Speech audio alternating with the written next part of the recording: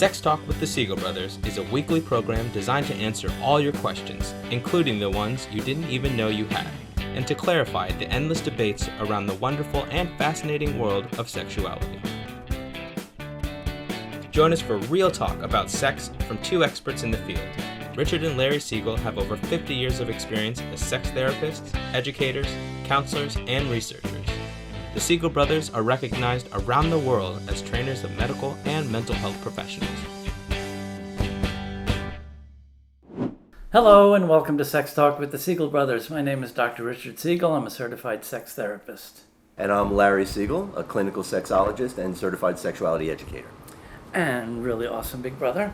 Proud to be. Good to be with you again this week. Same here, and thank you all for joining us for another week of Sex Talk with the Siegel Brothers. We're here every Friday, 7 p.m. on East Coast time.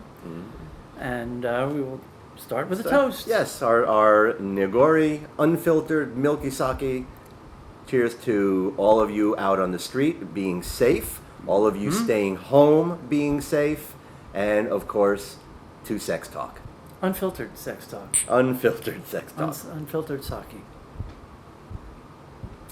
So again, those of you that are out there on the streets protesting, I have to say, as an old guy, I'm really gratified.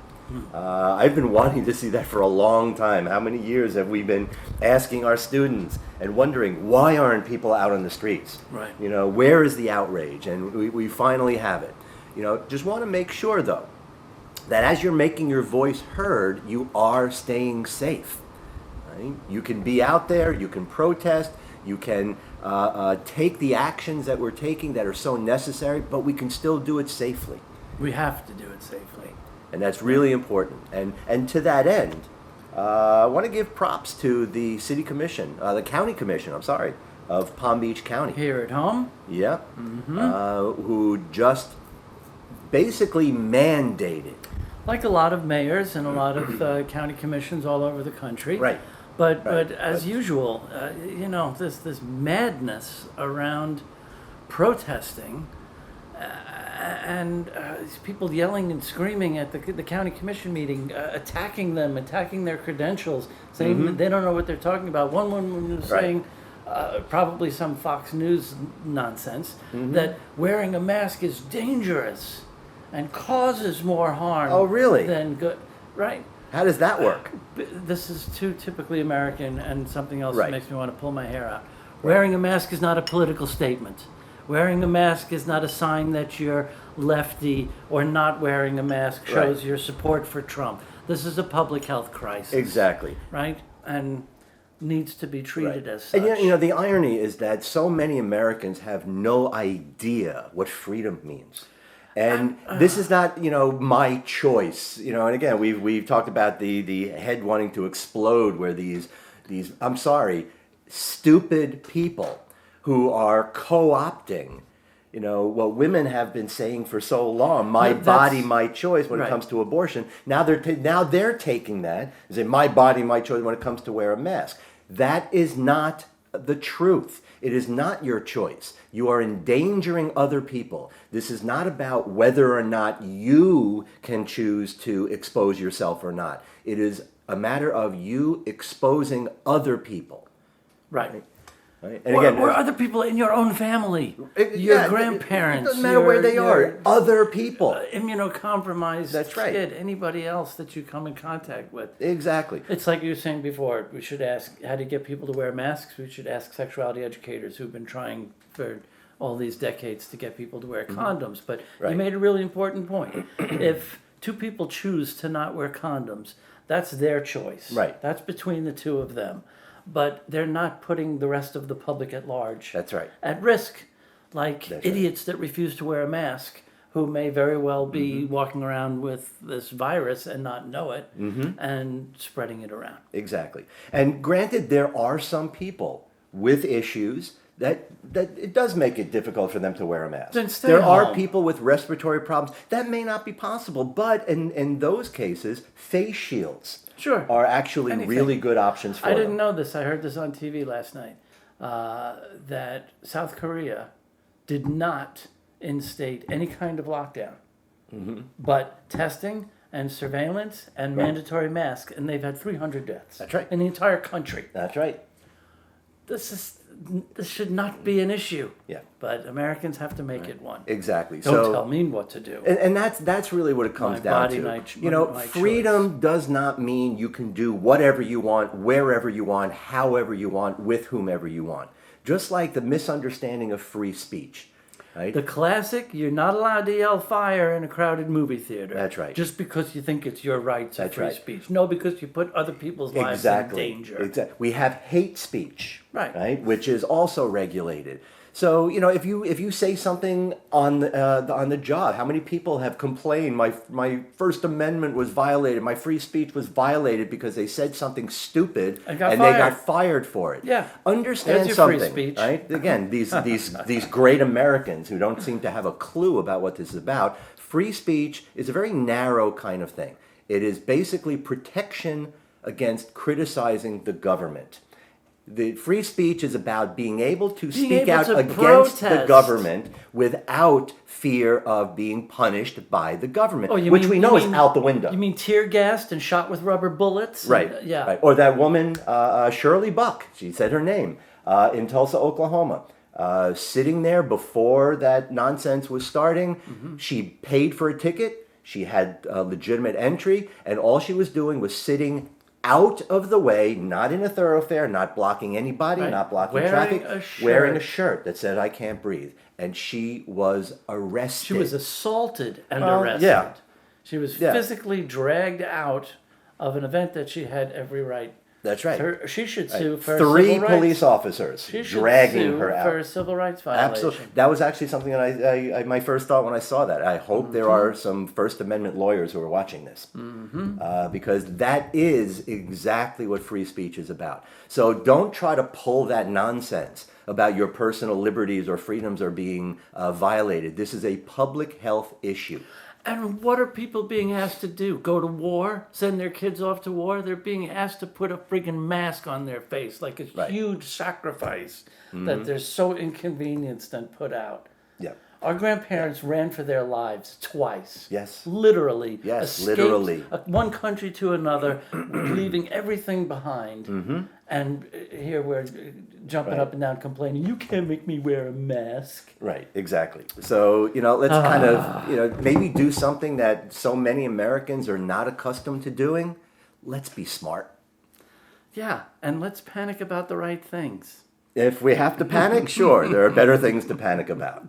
All right, so it's maybe a good transition into our usual start off with sex in the news.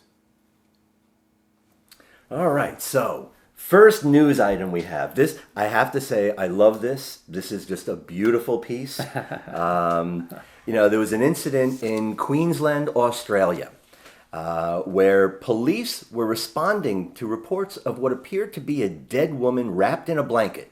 This is about 7 o'clock in the morning. They established a perimeter. They shut down highways. And here's the best part. After a few hours of examination by forensic experts, the body was revealed to be a highly realistic sex doll named, according to her instructions, Naomi. Right? And I love the fact that it took these forensic experts hours to determine that this body was a sex doll. Now, that's realistic. And then officially, that's money well spent. The crime scene has been disbanded. Yes, the crime scene has been disbanded. I mean, yes, that was the final murder. tag. Oh, that's so funny. And she had an instruction manual with her. Yes. I guess in case she was found. I mean, were they poking it with a stick? I don't. Let's leave that wondering right there. We have seen them at recent conferences. They are frighteningly realistic and lifelike. And now, as I think we've talked about on the show before, now they're incorporating all kinds of artificial intelligence technology. Yeah. So now a guy can have a doll refuse his advances. We're getting into whole new. We'll have to do another show on that, but yes, I think we should. Why not start with just sheer absurdity and a little laugh? But hours by forensic experts before they determined it was a doll. All right. So what do we have next? What's our next story? Unfortunately, as we tend to see happen on this show. Things go from the funny and absurd to the very unsexy and unfunny and serious. Mm-hmm. And once again, we have some outrageous political news. Yep. It seems right in the middle of Pride Month, which again, as we said last week, happy Pride. In the middle of this month, the Trump administration has revoked health protections for transgender people. Right. Anything else he could possibly think of, Obama did it, we have to undo it. Mm-hmm. Right? Mm-hmm. So they're That's right. taking Obama-era rules where hospitals, basically what it comes down to is that the Health and Human Services says it will enforce sex discrimination protections, quote, according to the plain meaning of the word sex as male or female and as determined by biology. Right. Under the Obama regulations, they sought a broader understanding shaped by a person's internal sense of male, female, both, neither, non-binary. Right. In other words, being fair. Well, another and area of treating people like people. Right. And like not we were, telling them who they're supposed to be. yeah. Right. Like we were saying last week about Black lives that don't matter, and particular Black lives that don't matter. There are just way too many disgusting cases of trans people, particularly trans people of color, who are denied medical care at the scene by EMTs, who are denied treatment in emergency rooms, who are denied surgeries. Right. Because why? Because they're trans? That's right. That's a reason to let somebody bleed to death on the side of the road? Mm-hmm. That's right. That's right. So forget about any of the surgeries that people that are transitioning require. They're not going to be able to have those done. No. Right? So, again, another one of these or setbacks. not just gender confirmation surgery, but even treatment for regular diseases like diabetes or I mean, all healthcare. Yeah. Right. So, I mean, it really is. It just seems to be getting worse and worse, and this and clown is proud of it. Just like it was a coincidence that his little rally in Tulsa just happened to have fallen in a city where there was a massacre on Juneteenth, right? This just happens to fall on the 4-year anniversary of the mass shooting at the Pulse Club in Orlando.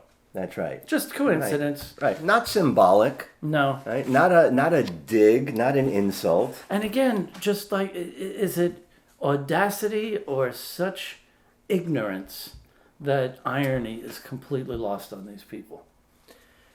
Well, again, stupidity and irony often sort of pass each other in the crowd without ever acknowledging one's existence. Right. There was an item that we wanted to talk about. This one? No. We'll have to save this for another show, a follow-up to last week's. Yes. No, about the this one. Right? Nearly 1 in 3 young men in the United States report having no sex, according to a new study. Our friends at Indiana University and past ASEC president Debbie Herbenek and her crew have been researching Great researchers. Sexual trends for many, many years, and they've looked at the past almost 20 years. And there's a significant decline in the percentage of men and women aged 25 to 34 who reported a tremendous increase in sexual inactivity. Or a tremendous decrease in who's having But the sex. increase in inactivity, I think it went from 19% 19% to 31% among men 18 to 24. Now, I want to add something onto that, because this is another related issue, right? And people need to kind of understand how a lot of these things go together. Just because we see people having less sex than they ever have before, we also are seeing skyrocketing STI rates, sexually transmitted infection rates. So those people that are having sex are obviously using less protection than ever before. I wonder if that's a COVID factor. Well, I think there may be a related factor to our next story of interest. And that is because of COVID, there definitely seems to be a worldwide shortage of condoms. Right? There's a shortage of not only condoms, but most forms of contraception. Right? And all kinds of public health organizations and other institutions are really worried about the increase in unintended pregnancy, the increase in sexually transmitted infections, looking at, in particular, women and girls and the devastating health consequences that that can bring, not to mention partners and families as well. And who would think of a condom shortage? But as usual, sexual health is not essential. Right. There'd been arguments in this administration against access to increasing barriers to access to abortion because it's not essential. Right. The clock is ticking. If a woman is pregnant who doesn't want to be pregnant, the clock is ticking. That's essential. Absolutely. Right? And again, the Trump maternity administration, wards aren't shut down because No. babies don't care if there's a pandemic or not. No. And the same thing, that if a woman is facing an unwanted pregnancy, that's an essential service. Right. And preventing that unintended pregnancy should be as essential a service. That's right. And again, the Trump administration has actually been pressuring the World Health Organization to remove any references of sexual health in any of their guidance, saying, let's focus on what's important. They're literally running out of condoms. Yes. They're not producing condoms That's right. because of this global pandemic. That's right. I think the last estimate, this is according to a Reuters report, is basically after just 1 week of the lockdown of one of the largest condom manufacturers in the world, we're looking at a shortage of 100 million condoms. Wow. Right. That's a lot of unprotected sex. Yeah. So again, maybe people are having less sex, but it's getting riskier.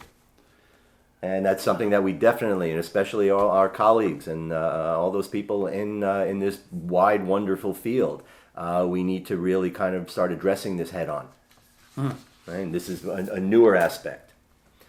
Okay. And moving on to our last news story. Our last news item is going to transition us into our topic for this evening, correct? Yep, absolutely. Yes. And this is really ahead of publication, so we're not going to give a whole lot of detail because we have access to a preprint. As soon as it's published, we will be telling you about it in much more detail. Right. But it's no secret that the concept and the trend of porn addiction and sex addiction has just gone unchecked and uncontrolled. How many states have now declared porn a public health crisis? Especially relevant in the midst of a real 6 public health crisis? Right. And how many of these, I remember the first being the governor of Utah, declared that porn was the #1 health crisis in the state. So they got HIV beat, they got cancer licked, they got every major illness. Zika. What happened to Zika virus? Right. That's actually still there, but really more for South and Central American women, and we see that more in Miami. It's really only around pregnancy that we generally see that. COVID is a public health crisis. Right. So the same people who are yelling and screaming, "Don't make me wear a mask," are ignoring, are jumping up and down about stamping out porn as the doom and gloom, the end of civilization. But it's not about porn. It's about the so-called porn addiction.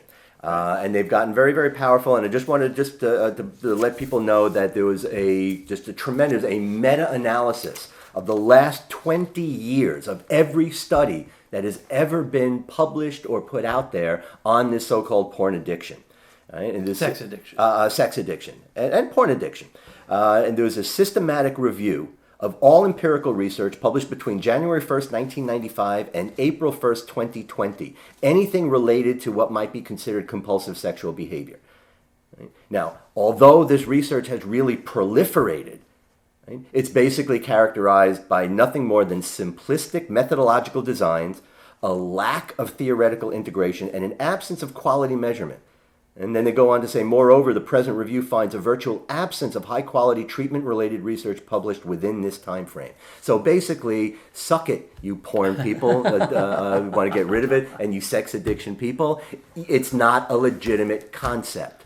Are there legitimate issues? Right? Can porn be problematic for people? Absolutely. That's what we'll talk about. Right. But this porn addiction nonsense is just that, nonsense.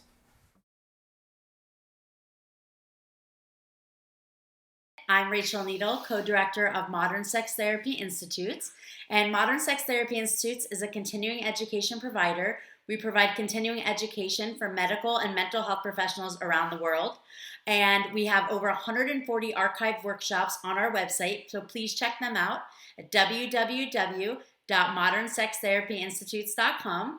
Also, we have a number of certification programs, including sex therapy, couples in sex therapy, LGBTQIA affirmative therapy, alternative relationships, transgender mental health care, medical sexology, sex education, and sex counselor certifications.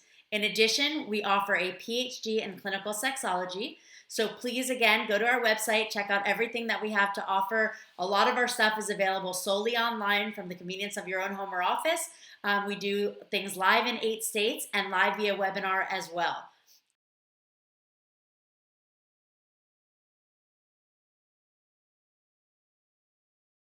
Well, there is no denying that we're living in a time of, to quote Marty Klein, a porn panic. Right.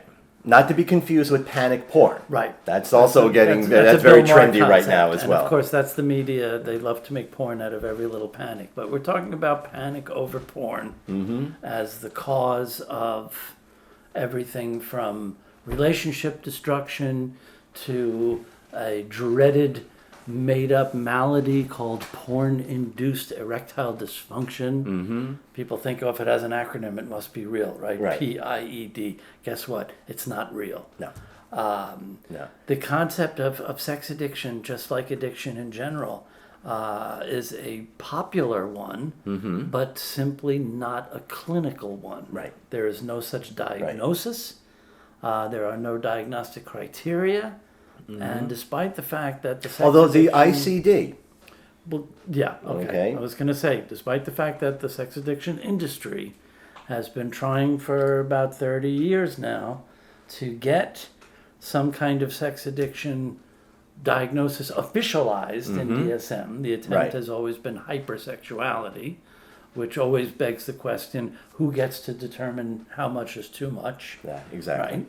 Right? And this year, or last year, the latest iteration of what's called the ICD-9, the International Classification diseases that is more medical than mental health. Like most people are familiar with the DSM for mental health, the ICD is an international medical one, but in 2019 they introduced compulsive sexual behavior disorder. Right. And of course, all the sex addiction folks after 30 years said, aha, see, finally, it's real. We knew it. Told you so. Nah, nah, nah, nah, nah. Well, it was just a change of term for them. Well, hypersexuality, compulsive sexuality, Eli Coleman, the brilliant leader in this since the 80s, has been referring to compulsive, impulsive, out of control, or sexual behavior problems. Our dear friends and guests on the show, Doug Braun Harvey and Michael Vigorito, have written probably the most well-received in the sexology world, referring to it as out-of-control sexual behavior. Of course, the caveat being that it's always the feeling of being out of control.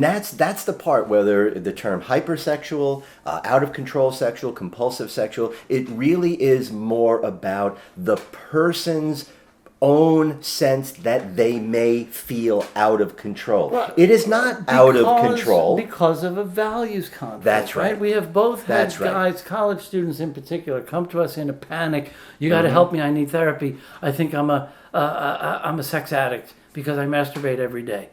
Well, first of all, I've had never guys, in class. That's always a good sign. No, I've had guys come to me with this panic who tell me that they masturbate once a month. Right. And who could possibly imagine any kind of addict addicted to anything that they engage in on a monthly basis? Right? But even these guys that say they masturbate every day, I would ask them, if you were having sex every day, would you be standing in front of me in a panic? And they say, oh no, I wish I was having sex every day. And I say, you are. You are. Right? Right. Your penis doesn't know if there's anybody else in the room with you. There's such a distinction between solo sex and partnered sex, which, by the way, is my feeling on why we have this issue in the first place. Because it's a hell of a lot easier to blame porn than be mature enough and comfortable enough to talk about the real issue, which is masturbation. Exactly. And again, every time people say porn, I mean, what are people doing with porn? Looking at porn. Right. I have, in my entire career, I've treated one and I've heard of another. Exactly 2 people who literally looked at porn, both hands on the keyboard, no other activities going on. And to me, that's like going into an all-you-can-eat buffet, really, really hungry, running around looking at all the food and then leaving. Without, like, why would anyone torture themselves like that? Right. Right. Now, again, that person, assuming it's a he, is still, by the sex addiction, porn addiction industry folk, will still be labeled a porn addict. Absolutely. All right. Right. So the problem is that they're not, like we mentioned with that meta-analysis that just came out. These are so poorly conceptualized ideas. They're poorly designed studies. They basically, a lot of them consist of, do you feel like you can't control your sexual behavior? Yes. Yeah, I do sometimes. Okay, there you go. You have a diagnosis now. Right. I don't know which of us said it first, but they published it first, so I'll give them credit for this wonderful cancer analogy that Doug Braun Harvey talks about. He calls it PE, premature evaluation, right? Yeah. There is no other disease where if the patient walks in and says, I have a disease, right? He likens it, and we've been talking about this for 25 years. A patient going to an oncologist and saying, I have cancer, and the oncologist saying, okay, let's start the chemo. Yeah, exactly. Instead of saying, no, wait a minute, I'm the expert, with all due respect. First of all, why do you think you have cancer? Right. Do you have any symptoms that lead you to believe you have cancer? And I, as the expert, will do the tests and evaluation to determine whether or not you have cancer. Instead, we have thousands of therapists in this country that as soon as the patient walks in and says, I'm a sex addict, or more often, the patient's partner drags them in. The accusation. And says he or she is a sex addict, and the therapist says, okay, let's start the treatment. That's the beginning of treatment. That's bad treatment. Yeah, and it's just asinine. Malpractice. It really is. Right? It the truly therapist is. should be the one to have the diagnostic curiosity to say what is going on, what is distressing to you about this, and what is causing it, right? Like, more often than not, it's an anxiety disorder. Right.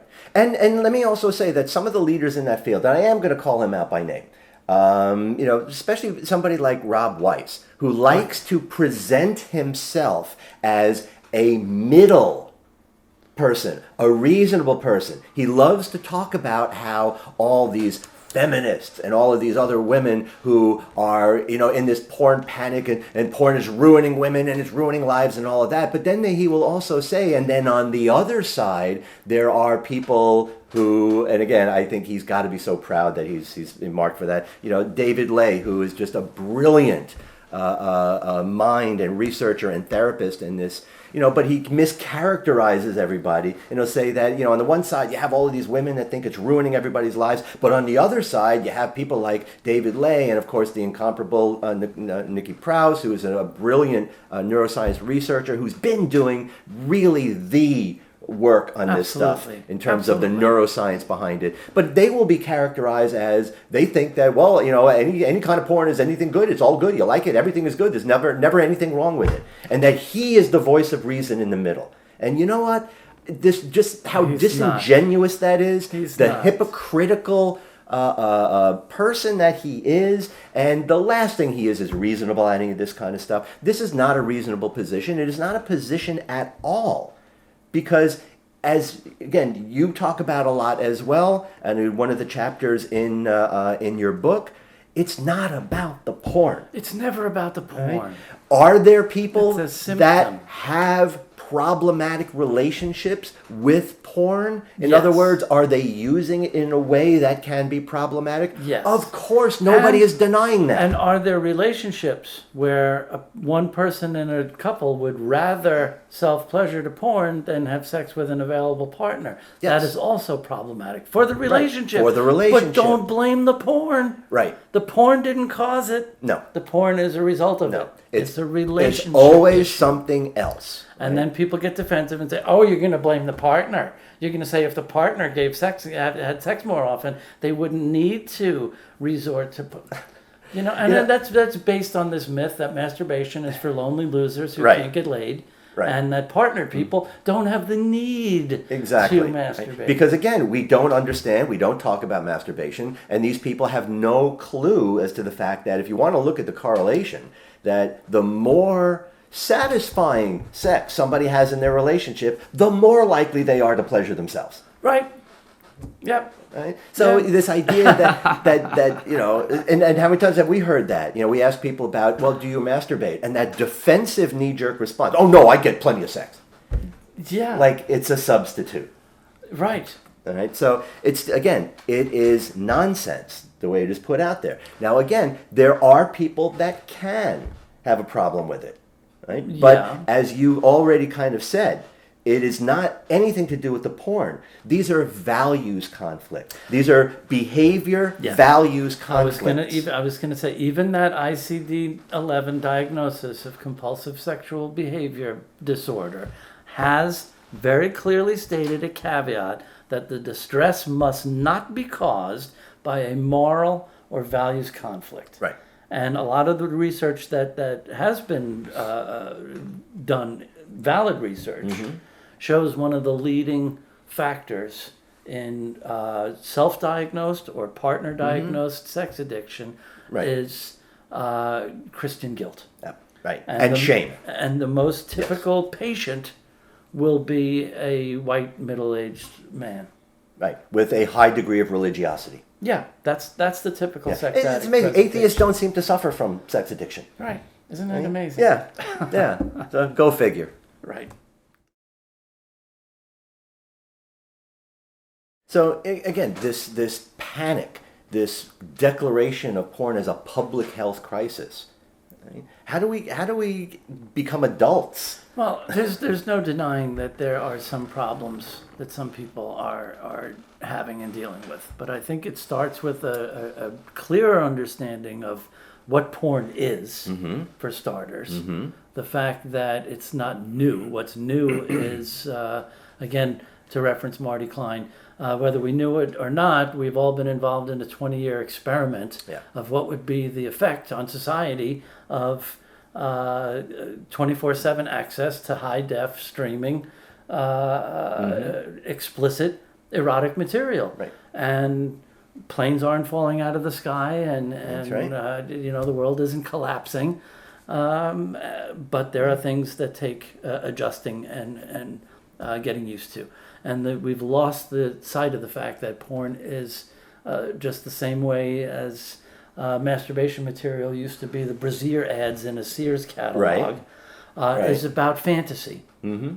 And especially the way it's produced today, people need to understand that creating that fantasy is a highly technical field that requires a lot of professionals. Right? And things that people shouldn't expect to be able to do at home. I tell this to couples a lot, or individuals who struggle with these things. My favorite analogy, if you go to a NASCAR event and watch these guys drive in $5 million cars at 200 miles an hour, round and around, and do all of these feats, and then get in your Buick to drive home on 95. Are you going to be pissed that you can't drive the way you just watched those guys driving? Of course not. You can't. If you try, you'll kill yourself or somebody else, or get a ticket and lose your license. Yeah. So you go there to watch the pros.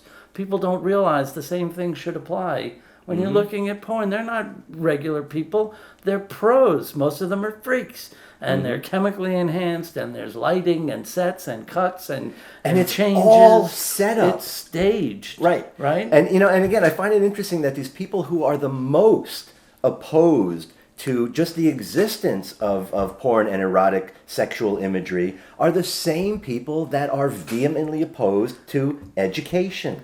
Right. It's kind of ironic that you see the one thing that staunch conservatives and far lefty liberal feminists have in common. The circle comes complete. That's and they both think that porn is exploitive and taking advantage of victimizing women and involved in trafficking.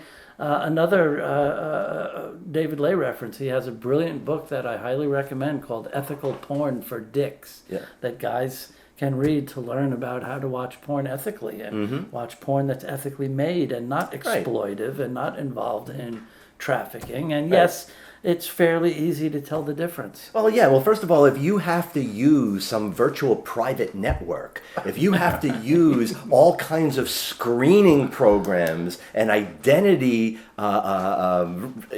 maskers and all of that kind of stuff, not even verification, masking. If you have to go to such great lengths to hide yourself and your identity to search for that kind of porn, it's probably not the ethical kind. Right. Right? It's not going to be on Pornhub. So what do we do? Particularly when it comes to talking to young people about this, because there couldn't possibly be a better example of denial and the proverbial ostrich sticking its head in the sand, although I heard they don't really do that. Right. But I've always used that analogy too. If you think about that, I do like people to picture that, because if you put your head in the sand, the deeper you go, there's another part of your anatomy that is completely now exposed for anything vulnerable to be kicked. Yeah. Right. That anybody wants to come by and do that. So and let me just add on to that too, because again, part of that irony that these people that are so protective and so anti-sex and anti-porn are the ones who are actually really fueling this industry in a lot of ways and have elevated what was once just entertainment. They are now creating them porn and this industry as the primary sexuality educators for everybody's children. Right. Because the great sex ed debates haven't ended. There's still no real sex ed happening in this country. I mean, we know brilliant sexuality educators that are doing incredible work every day, but they're always sweeping the ocean with a broom against the tide, a culture that is opposed to everything that sexuality educators stand for. Right. There was a really great piece, by the way, I'm sure you saw it, that Barry McCarthy wrote about a Republican's view that a lot of conservatives are opposed to our entire field because they just think automatically that we're pro-porn and pro-prostitution and pro-everything kinky and weird and somehow opposed to traditional heterosexual marriage, which of course is absurd. No, I mean, they're really the point they really have is that their criticism of all of us is simply on the fact that we don't promote sexual shame. There you go. That's the only thing that they respond to. That's right. Because if we're sex positive and we're basically looking at, how people can enjoy and fulfill and fantasize and experiment and have fun, that really kind of takes a lot of the air out of their shame sails. Yeah. So if you can fantasize and pretend that you can protect a kid from every technological device, gaming system, telephone, tablet, and computer, and keep them from ever seeing porn, good luck with that. Let me know how that works out for you. Or we can talk about the subject of porn literacy. That sex ed should not be don't get an STD or don't cause a pregnancy, and that's the end of it. Right? Sexuality education should include pleasure first and foremost, and secondly, porn literacy. That if this is part of the world we live in, especially the online world, young people need to know what they're looking at, know how to navigate, know that they're entitled to seek pleasure, and if they seek pleasure through sexually explicit media, know how to do that as a healthy, mature young adult. But we also have to get through that hurdle of having people accept fantasy.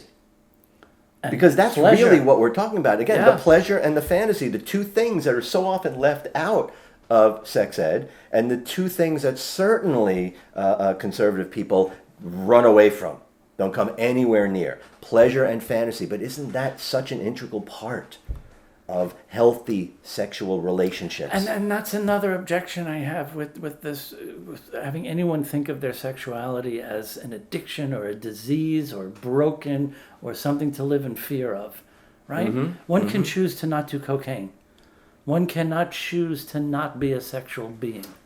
Right? There's no on-off switch to say I'll never have a fantasy again, or I'm against erections. That's the thing, right? Exactly.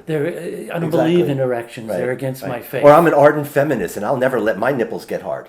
Right? We can't opt out of being what we are wired to be. So we can either accept that and find a healthy, loving, nurturing relationship with ourselves, and our erotic templates, if you will, or we can continue to live in shame and fear and think that we have demons that are trying to destroy us through our sexuality. So you mentioned this idea of porn literacy. Right. All right. So how does one become porn literate? What does that entail? Well, like with everything else in sexuality, it starts with, no matter how uncomfortable, no matter how difficult, it starts with honest, open conversation between parents and their children. Right? So instead of the talk about the birds and the bees, this should be one of hundreds of conversations throughout a kid's lifetime about sex and sexuality and pleasure.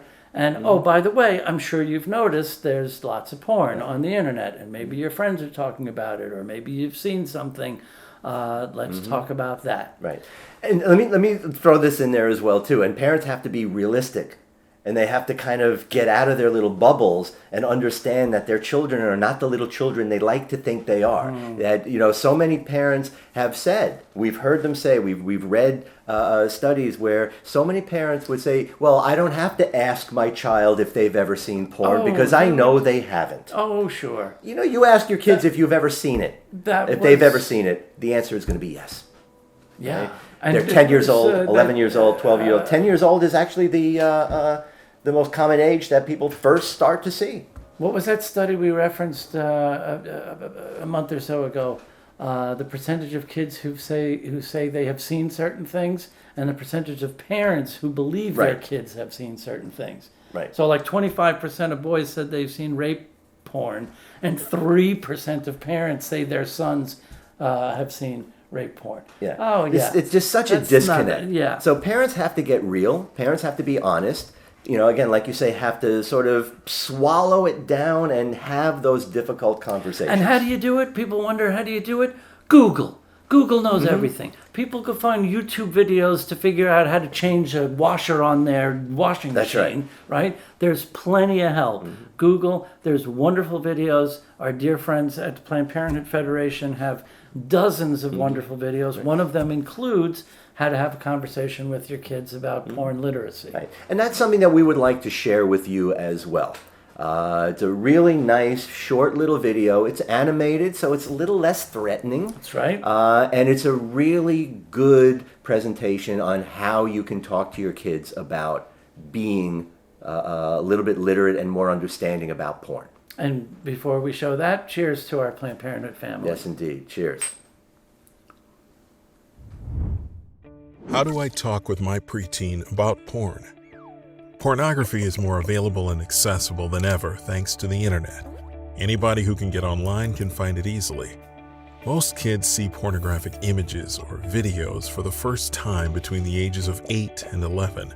It may be an accident or they may just be curious. Since porn isn't appropriate for preteens, it's a good idea to monitor what your kids are looking at online. You can keep your computer in a family area or use parental controls on computers, tablets, and phones. If you find out your kid has seen porn, here are 4 tips to help you talk with them about it. Tip number 1, don't panic. Do your best to stay calm and not freak out. It's normal for kids to be curious about bodies and sex. Getting upset in the moment could send the message that they can't come to you with questions or for help. Tip number 2, find out what they know. Ask them how they came across it. Was it by accident? Through a friend? What did they see?